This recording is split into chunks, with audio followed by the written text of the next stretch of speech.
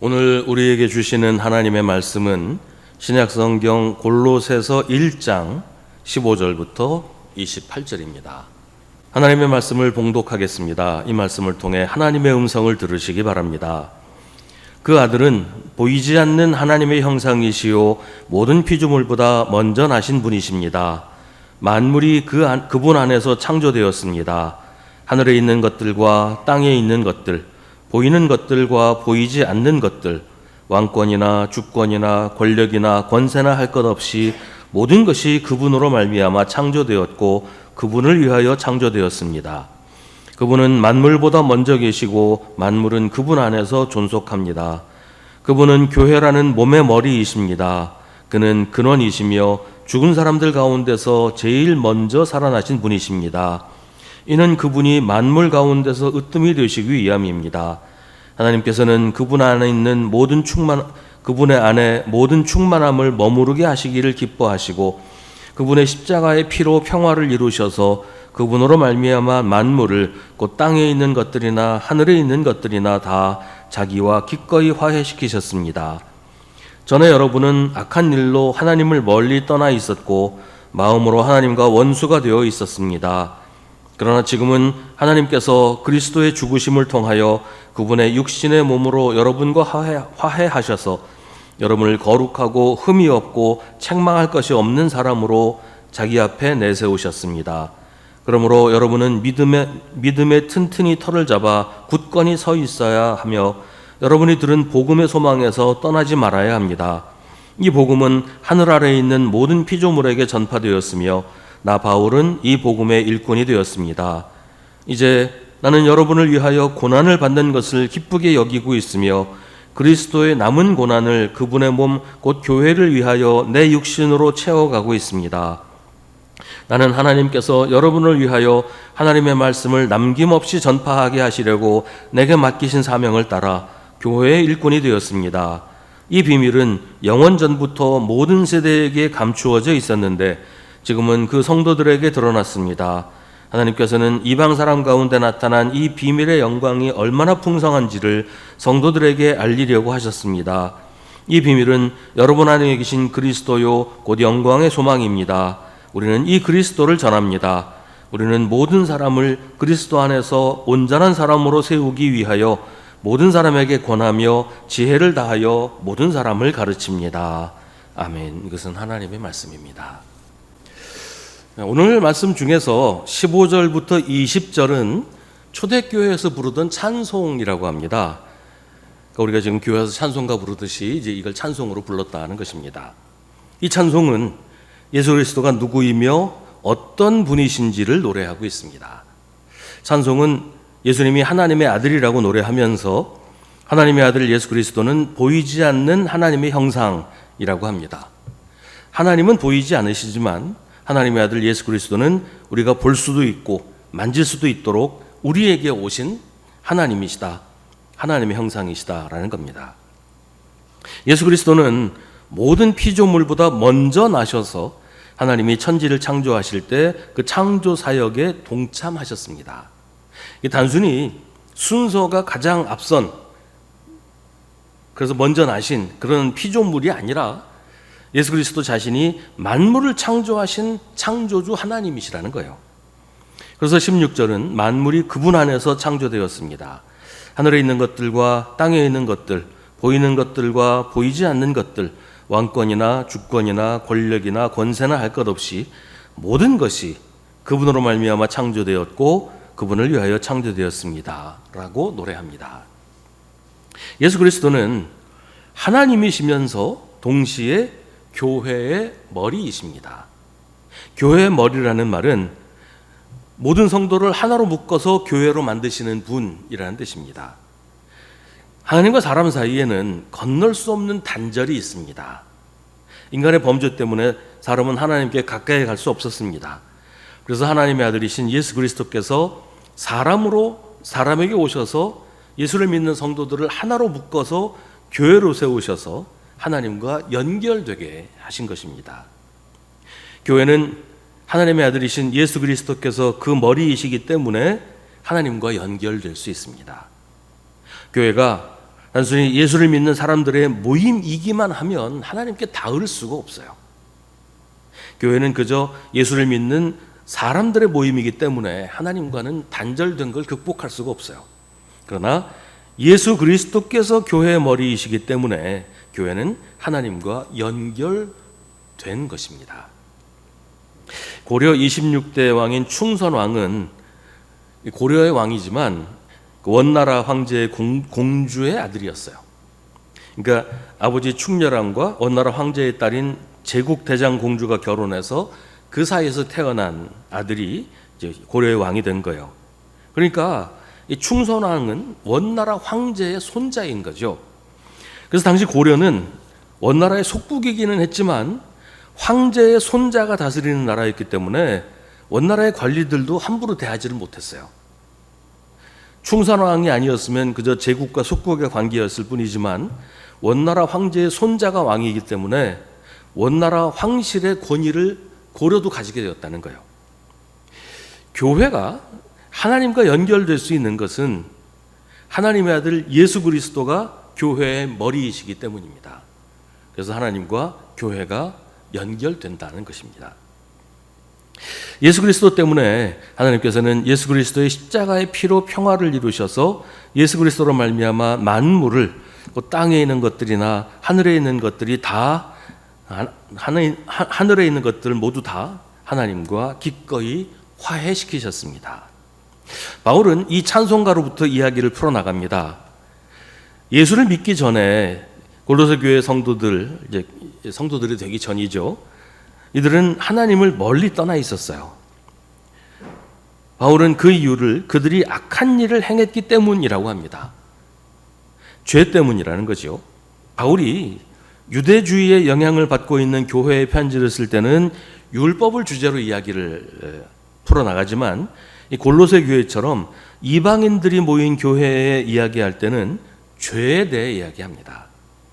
이방인을 향해 여러분이 전에는 죄인이었다라고 얘기합니다. 죄를 지었기 때문에 거룩하신 하나님께 가까이 갈 수 없었다는 거예요. 그렇다고 유대인은 죄인이 아니었다는 말은 아니죠. 유대인들은 율법을 가지고 있어서 자신이 의롭다고 여겼기 때문에 유대인들에게는 율법이 그런 게 아니라고 얘기를 하는 것이고, 이방인들은 아예 하나님을 모르고 살았기 때문에 죄인인 채로 살고 있었다는 이야기를 하는 것입니다. 하나님 없이 산다는 것은 그냥 하나님과 상관없이 사는 게 아니라 하나님의 원수인 채로 사는 것입니다.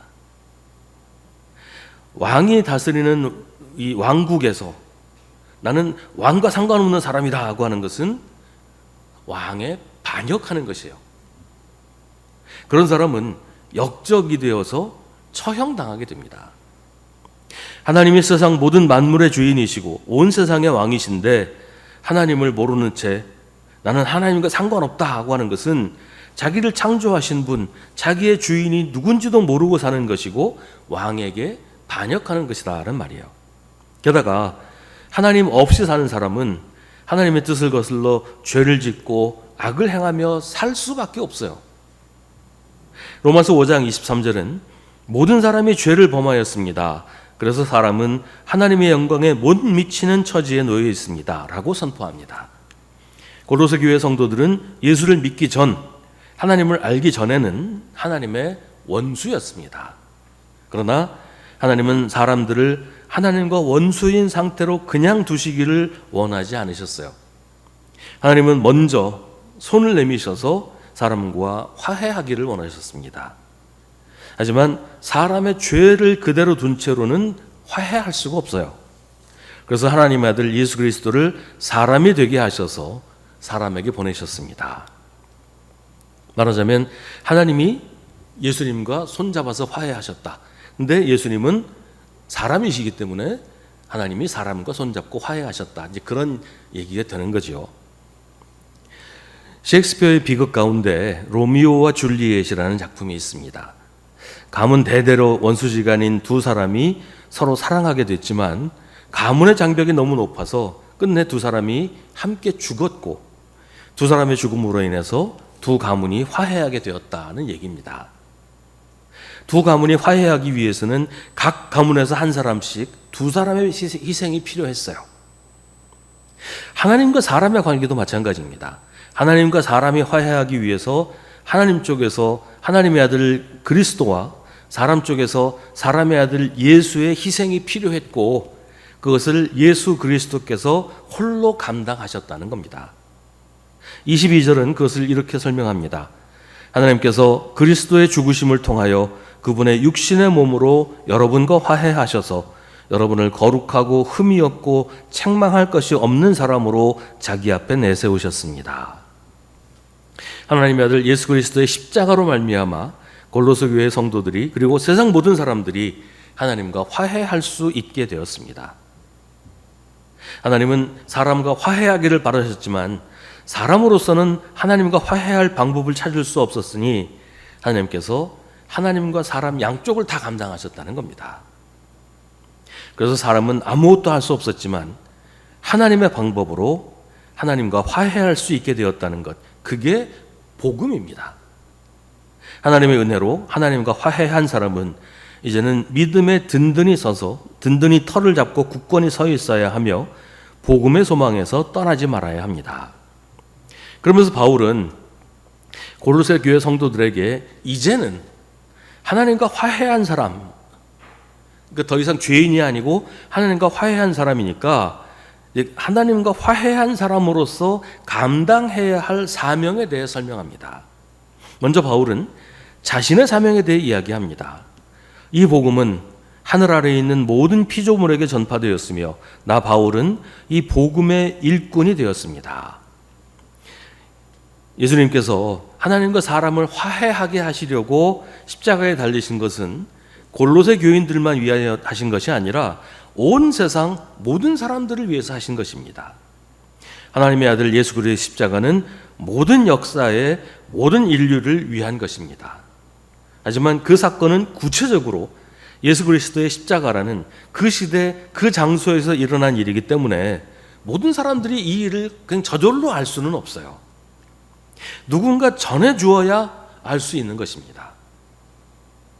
예수 그리스도의 십자가는 모든 사람을 위한 것이지만 그것을 모든 사람들이 알게 하는 일, 그래서 사람들이 하나님과 화해하게 하는 일은 또 다른 누군가가 해야 하는 일이라는 거예요. 그것을 바울은 24절에서 설명합니다. 이제 나는 여러분을 위하여 고난을 받는 것을 기쁘게 여기고 있으며 그리스도의 남은 고난을 그분의 몸, 곧 교회를 위하여 내 육신으로 채워가고 있습니다.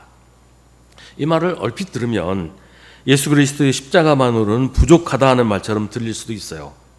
그리스도의 남은 고난이라고 하면 예수 그리스도가 고난당하신 것이 불충분하다, 아직도 받아야 될 고난이 남아있다, 이런 얘기로 들릴 수도 있단 말이죠.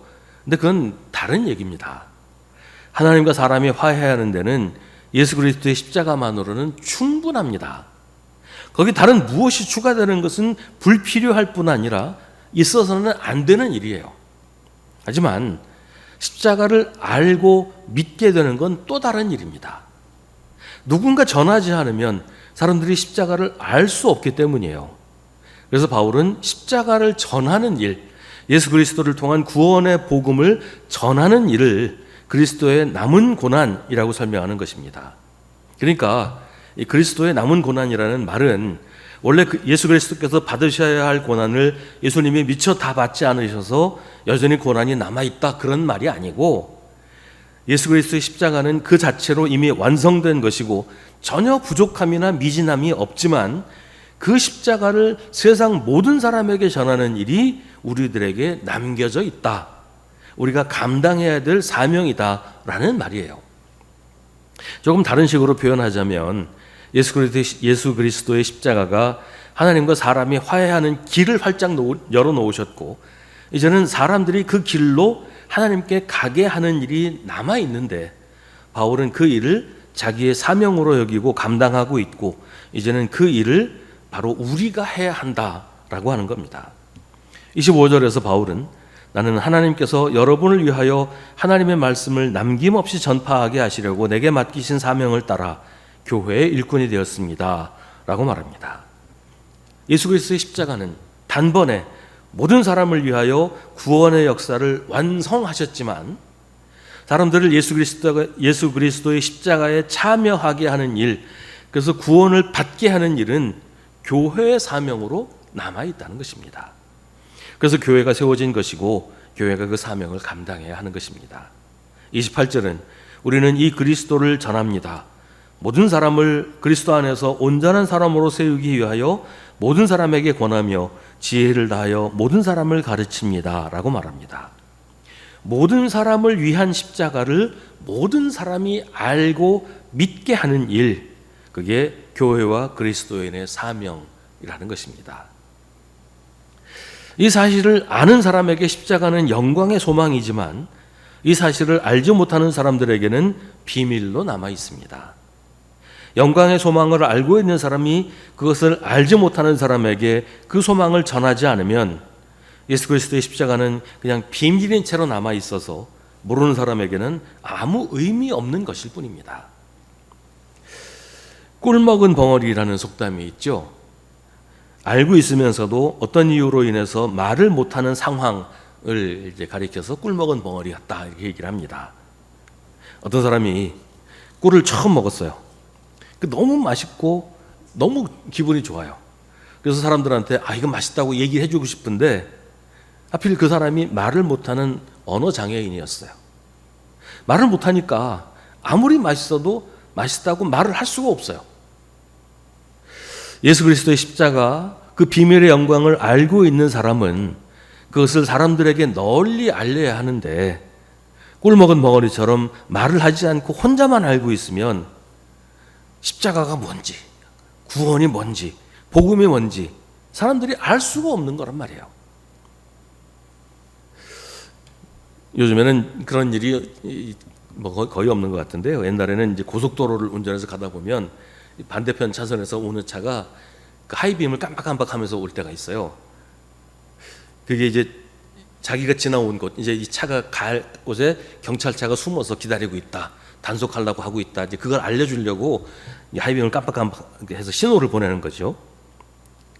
그러니까 자기 혼자 알고 있지 않고 다른 사람들에게 알려주는 걸 옛날에는 강호의 도리라고 불렀어요.